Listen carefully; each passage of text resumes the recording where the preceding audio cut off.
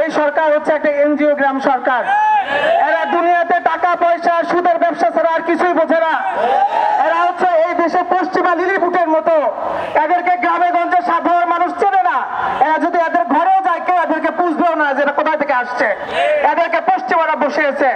এখন এরা দুনিয়াতে এদের একমাত্র উপাস্য হচ্ছে টাকা পয়সা। এদের কাছে দিন ইমানের কোনো মূল্য নাই। এরা ইমান ইসলামের পরিচয় জানে না।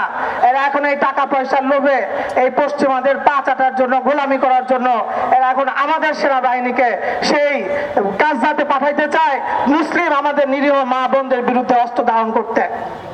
আমরা মনে করি যে এটার প্রতিরোধ আমাদের সেনাবাহিনীর অভ্যন্তর থেকেই হবে ইনশাআল্লাহ।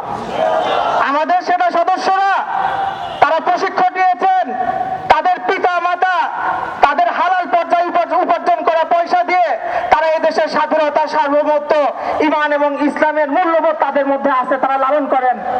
আমরা বিশ্বাস করি যে এর প্রতিরোধ সেনাবাহিনীর অভ্যন্তর থেকেই হবে ইনশাআল্লাহ। আমাদের দেশের কোন ইমানদার সৈন্য ইনশাআল্লাহ এই বাহিনীতে অংশগ্রহণ করতে রাজি হবে না ইনশাআল্লাহ। এবং এই ষড়যন্ত্র সম্পূর্ণই হচ্ছে এই এনজিও গ্রাম সরকারের ষড়যন্ত্র। যদি তারা এখানে থেমে না যায় তাহলে এই দেশের জনগণের শক্তিকে মূল্যায়ন করতে তারা ভুল করবে আমরা মনে করি। যেহেতু তারা ভেসে আসা জিনিস, তারা এদেশের মাটি মানুষের শক্তি সম্পর্কে জানে না। এদেশের মাটি মানুষের ইমান, এদেশের মাটি মানুষের মূল্যবোধ সম্পর্কে তাদের কোনো ধারণা নাই। তারা বাইরের জিনিস এই ভূমির উপর চাপায় দিতে চায়।